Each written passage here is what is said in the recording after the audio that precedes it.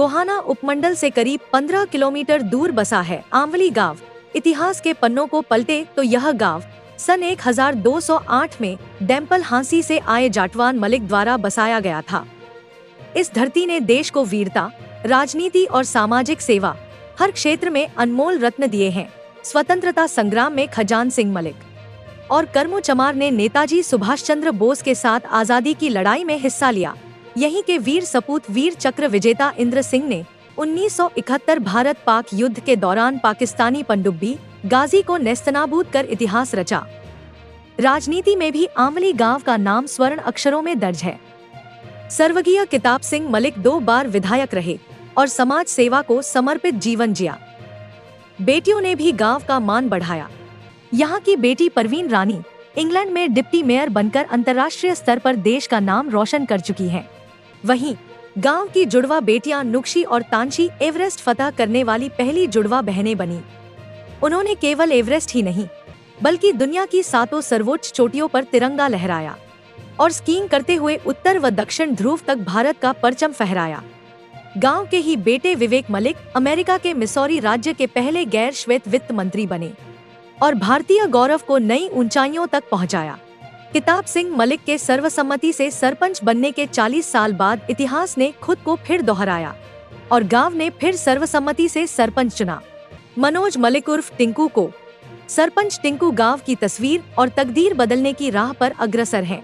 मूलभूत सुविधाओं से लेकर विकास के नए प्रस्ताव, वे सिर्फ सपने नहीं देख रहे बल्कि उन्हें पूरा करने की दिशा में कदम बढ़ा रहे हैं। यही नहीं, वर्तमान समय में वे गोहाना सरपंच एसोसिएशन के प्रधान पद को भी संभालते हुए पूरे क्षेत्र में पंचायतों की आवाज बन रहे हैं। जगत महान न्यूज की टीम ने आज सरपंच मनोज मलिक से खास बातचीत की, जहां उन्होंने न केवल अब तक किए गए कार्यों की जानकारी दी बल्कि अधूरे और प्रस्तावित कामों का भी विजन साझा किया। आइए सुनते हैं गांव की कहानी सरपंच की जुबानी, सिर्फ जगत महान न्यूज पर। नमस्कार साथियों, आप देख रहे हैं जगत महान न्यूज और मैं हूं आपके साथ तेजवीर सिंह। साथियों, जगत महान न्यूज की टीम पहुंची है आज गांव आंवली और आंवली गांव में हमारे साथ मौजूद हैं मनोज मलिक उर्फ टिंकू मलिक सरपंच। आइए इनसे जानते हैं गांव की कहानी, सरपंच जुबानी के तहत गांव के हालात के बारे में। लेकिन उससे पहले मैं गाँव के इतिहास की बात करूँ। उन्होंने पूरे देश में पहली बार एवरेस्ट फतह किया है। इस गाँव में बहुत सारे योद्धा हुए हैं, बहुत सारे खिलाड़ी हुए हैं, बहुत सारे स्वतंत्रता सेनानी हुए हैं। बहुत ही ऐतिहासिक गांव है। आज इस गांव में आकर हमें भी खुशी हुई। लेकिन गांव के हालात के बारे में हम बात करेंगे मनोज और टिंकू सरपंच से। मनोज जी, आपने गांव में क्या क्या कार्य आपके चुने जाने के बाद करवाए, क्योंकि आप ऐसे सरपंच हैं जो कि सर्वसम्मति से चुने गए थे। 11 लाख रुपए आप लोगों को इनाम भी मिला था। बड़ा प्यार लाड आपको गांव ने दिया था। क्या उस लाड और प्यार को आप विकास में बदल पाए? आप सबसे पहले तो आपका स्वागत है। धन्यवाद आपका जी। मैं सबसे क्या कहेंगे आप? मैं सबसे पहले सभी प्रदेशवासियों को हाथ जोड़ के राम राम करता हूं और मैं अपनी सरकार को भी राम राम करता हूं। देखो, गांव का बड़ा सहयोग था। गांव ने बड़े जश्न के साथ मैं सोरो समिति से सरपंच बनाया, बल्कि मैं नहीं 14 मेंबर और हमारा ब्लॉक समिति का मेंबर भी बिल्कुल शांति से हमारा अच्छा चुनाव हुआ सोरो समिति से जी। मैंने गांव में सरपंच बनने के बाद मैंने पहले गांव की सफाई की जी। बिल्कुल जैसे फरनी पर गांव की बड़ी में कीकर क्या करती हूँ वहाँ वे कटवा के अच्छे वर्क से लगवाए। और मैंने उसके बाद मेरे गाँव में कम से कम 40 साल पुरानी गाड़ थी ईंटों की, वो बिल्कुल सारी अच्छी तरह बना दी हैं। उनमें सीवर भी दाब दिए हैं, जिसे मेरे पास बजट था। और मैंने गांव में मतलब हर समय खेल भी करवाता रहता हूं और स्कूल का भी विशेष ध्यान रखता हूं मैं। और हमारी जैसे स्वास्थ्य केंद्र है या हमारी आंगनबाड़ी है, मैं उनमें भी ध्यान रखता हूं वह क्या खाना बनता है क्या नहीं। और मैंने गाँव में जैसे पेड़ लगाना, भाई जोड़ों की सफाई का काम, मतलब पक्षी घर, मतलब कुछ खेतों के रास्ते भी बनवाए हैं और कुछ प्रस्ताव मैंने सरकार को दे भी रखे हैं। क्या क्या प्रस्ताव आपने सरकार को दिए? देखो, मैंने एक बार तो हमारे प्रधानमंत्री के पास भी कोरियर करवाया था मैंने, मतलब कोई भगत सिंह के नाम से कोई अच्छा कॉलेज या कोई भी पार्क या कुछ भी बनाया जाए। जी। और मैंने अब हरियाणा सरकार के पास मेरे प्रस्ताव जा रहे हैं, कम्युनिटी सेंटर का जा रहा है। एक हमारे गांव में स्टेडियम नहीं है, जो बड़ी दिक्कत है। सरकार सामान दे देती है खेलने का, लेकिन वो हमारा यूज नहीं हो पाता, तो स्टेडियम के लिए दे रखा है। फिर हमारे गांव में बड़ी दिक्कत आ रही है, जैसे पहले बच्चे जोड़ो बना लेते थे, तैरना सीख लेते थे, ये बच्चे तैरना नहीं सीखते, तो मैंने एक स्विमिंग पूल की भी दे रखी है। और हमारे डॉक्टर भीमराव अम्बेडकर के अच्छे मतलब हमारे इंडिया के अच्छे महान आदमी थे, तो मैंने उनके नाम से भी एक मतलब पार्क का निर्माण करवाने के लिए हमारी फाइल जारी है। और एक हमारी जैसे चौपाल है जी। चमारों वाले, वो बिल्कुल टूटी हुई है, उनकी चौपाल का भी प्रस्ताव दे रखा हमने, मतलब एस्टीमेट बन के वहाँ चंडीगढ़ मेरा जा रहा है। और मेरा एक दो काम और भी है, मतलब मैंने जैसे खेतों के रास्तों की बड़ी दिक्कत है गांव में। क्यों, देखो रोड पर कदम वहाँ अमीर आदमी जाएगा जी। तो खेतों के जो मतलब ट्रैक्टर बग्गी है, तकरीबन 80% 90% आदमी खेती करते हैं गाँव में, तो क्या होगा 10-5% ऐसे जो नौकरी लग रहे हैं, तो उनको बड़ी तकलीफ होती है। मतलब जाते ना, एक बार जाने के बाद दोबारा जाते हैं तो उनको बड़ी तकलीफ आती है। तो मैं कहता हूँ सरकार से, खेतों के रास्तों का जो मैंने कई बार दे लिया, बार बार मैं देने लग रहा हूँ, खेतों के रास्तों की बड़ी दिक्कत है, तो उसके लिए मैंने प्रस्ताव दे रखे हैं। प्रधानमंत्री आवास योजना के तहत गरीबों के मकान बनाए जाते हैं, तो क्या आपने उस तरह की भी कोई योजना गांव में फलीभूत करवाई? हाँ, देखो मेरे 8 मकान तो पहले आए थे, और मैंने 150 प्लाट दे दिए थे पहले। जैसे वो 10 साल पुराना साल पहले के कटे हुए थे, लेकिन उनमें कुछ थे मुकदमेबाजी थे, लेकिन आपने सोल्व करके बिल्कुल उनके कब्जे दे दिए। उनकी रजिस्ट्री भी हो ली, कुछ की रह रही, कुछ की वैसी रजिस्ट्री होती तकाजे में, तो उनके प्लॉट भी दे दिए। लेकिन अब मेरे ख्याल में 100-120 के करीब और गरीब हैं, उनके मैंने वो फार्म भी भरवा दिए, फ़ोटो भी डालिए। सरकार से हाथ जोड़ के विनती है, और उनके मकानों का पैसा भी दिया जो उनके मकान बना नहीं कर पा करे। सभी गांवों में एक अतिक्रमण की बहुत बड़ी समस्या रहती है, और आजकल एक और समस्या आ गई है कि अगर किसी ने अतिक्रमण कर लिया, देख भी रहे हैं गलत भी हो रहा है, तो कहते हैं कि चलो हमें क्या।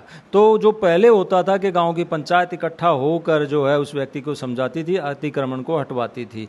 आपके गाँव की स्थिति क्या है? देखो मेरे गांव में बहुत ही अच्छे हैं, ऐसा कोई मामला नहीं है। मैंने तकरीबन, आप जाके भी देखना, एक वहाँ ओपन जम लगवा रखे, वहाँ बिल्कुल पंचायती ज़मीन थी 1.5-2 किले करीब। वहाँ पर लोग अपने करड़ी और जैसे बटोड़े कहते हैं ना अपने गांव में, गोबर पाथी थी, लेकिन आपने बिल्कुल साफ करवा दिया। जोड़ों पे था, करड़ी पड़ी थी, जैसे वो भी कब्जे हटवा दिए। मेरे गाँव में बड़ा समझदार गाँव है, बड़े अच्छे आदमी हैं, बिल्कुल जहाँ भी जो काम लगते हैं ना, कोई ये नहीं कहता ये काम नहीं करना, ये कहते हैं हम तुम्हारे साथ हैं, कुछ भी काम करो।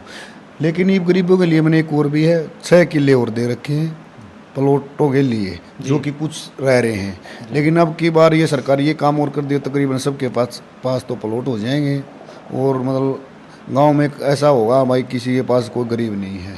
जी, अभी बरसात ज़्यादा हुई, देश प्रदेश में जो है बाढ़ की स्थिति बहुत ख़राब थी, बहुत लोगों को नुकसान हुआ। आपके गांव की स्थिति क्या थी? क्या बचाव रह गया, और बचाव नहीं रहा है तो क्या सरकार ने कोई एमएलए आके या कोई अधिकारी आके आपकी सुध ली? देखो मेरे गांव में 8 नंबर ड्रेन लगती है, इसमें थोड़ी खतरे की संभावना थी, लेकिन हमने पहले ही उसको काबू कर लिया। लेकिन बस हमारे गुरुकुल की साइड 35-40 करीब किले होंगे, और ज़्यादा भी हो सकते हैं, तो मतलब उन ज़मींदारों को दिक्कत है, वहाँ पानी खड़ा है। लेकिन मैंने पहले भी प्रस्ताव लेकर दिया था भाई, एक 8 नंबर ड्रेन पर मतलब वो लगाया जाए, बिजली का कनेक्शन दिया जाए, वहाँ ही दिया जाए।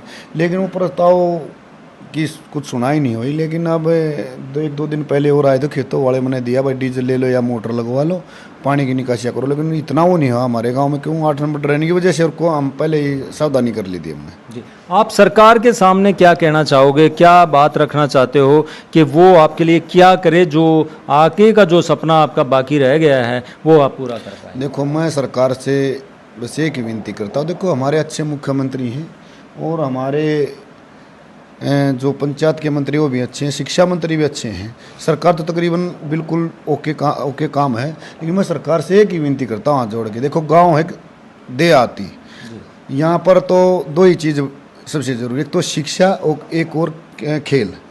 मैं तो सरकार से हाथ जोड़ के एक ही बात कहता हूँ, मतलब एक तो स्टेडियम गांव में बनाया जाए, गांव में स्टेडियम नहीं है, एक उनमें स्टेडियम बनाने के बाद एक वहाँ जैसे रात का चौकीदार भी होना चाहिए, सफाई वाले भी होने चाहिए, और कोच भी होने चाहिए। दूसरी बात, स्कूलों में देखो मैं डेली स्कूल में जाता हूँ, हम 3-4 हैं मतलब कमेटी मेंबर ही, हम जाते हैं, टाइम टेबल भी देखते हैं, खाना भी, पढ़ाई भी। तो हम ये कहते हैं अगर सरकार स्कूलों पर विशेष ध्यान दे देना तो अच्छा रहेगा। रही तीसरी बात, मैं सरकार से बस यही कहना चाहता हूँ, अगर जैसे हमारी पंचायत बनी सौर समिति से, तो अगर मान ले कोई मेडल लाता है ओलंपिक से, देखो हम उसका अच्छा सम्मान करते हैं, तभी तो आगे तैयारी करेंगे बच्चे। हमारी सौर समिति से बिल्कुल पंचायत में, देखो मेरा अंदाजा ये हरियाणा में और भी बन रही हो, लेकिन मेरी एक ऐसी पंचायत पा सकती है जो ब्लॉक समिति और मेंबर और सरपंच, अगर इनकी जंग है 11 लाख की जंग है, कोई भी जैसे स्टेडियम, कोई भी 5-4 अच्छे काम दे देते तो उसमें एक मतलब हौसला बनता, और भी गांव में ये महसूस होता भाई वहाँ बनने के बाद इतना ग्रांट का काम दिया।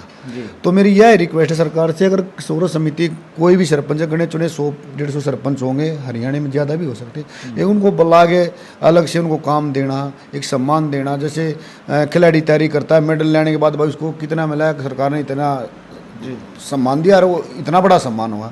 तो सरकार से ये रिक्वेस्ट है, सरकार अच्छा काम करे, लेकिन ये 2-4 गहम हैं, जैसे गांव में इसका विशेष ध्यान दिया जाए, स्टेडियम नहीं हुआ स्टेडियम बना जाए। एक शादियों की बड़ी दिक्कत होगी गांव में, जैसे टेंट लगाते हैं गलियों में लगाना पड़ता है, क्या करे गरीब आदमी। तो एक कम्युनिटी सेंटर तो विशेष तौर पर हर गाँव में चाहिए।